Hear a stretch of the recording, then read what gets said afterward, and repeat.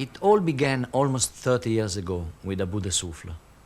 Together with Truffaut, René, Demy, Chabrol, Varda, Romer, etc., Godard came to the movies via Langlois' Cinémathèque and Bazin's Cahiers du Cinéma.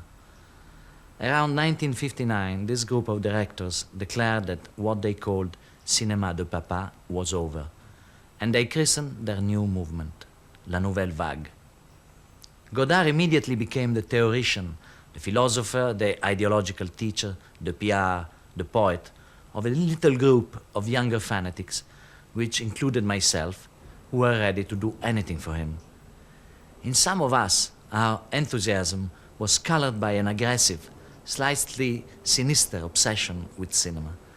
One got the feeling that all over the world, Glauber Rocha in Bahia, Claude Jutras in Montreal, myself in Parma, young cineasts had the crazy fantasy that they would kill for Godard cinema. They would even one day die for it. Bout de Souffle was our manifesto. We believed quite simply that cinema was divided into pre-Godard and post-Godard. And yet I get the feeling that the whole cultural atmosphere of that period might seem incomprehensible now. I wonder if a young cinephile today can feel the same fever I felt when I saw Bout de Souffle for the first time. I was watching a movie that was not only a love story set in the street of Paris, but also a declaration about cinema in general, and more specifically about style. What is a close-up, a tracking shot, a jump cut, and so on.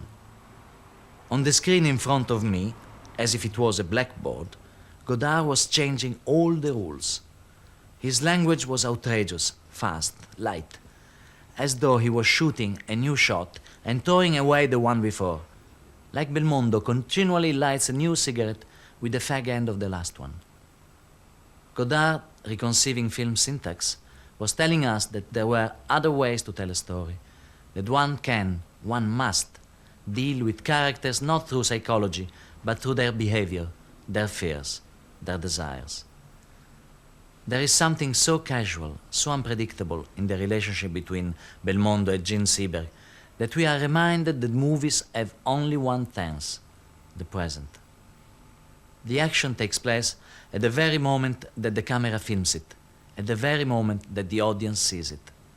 While Godard is busy destructuring cinema, Belmondo is busy wasting time like kids who believe themselves immortal. The kids on the screen, that is, and the kids in the audience. Perhaps the most memorable line of the movie is when Seberg asks a writer for his greatest ambition in life: to become immortal and then die. What doesn't die is the myth, and that's why Bout de Souffle will never die.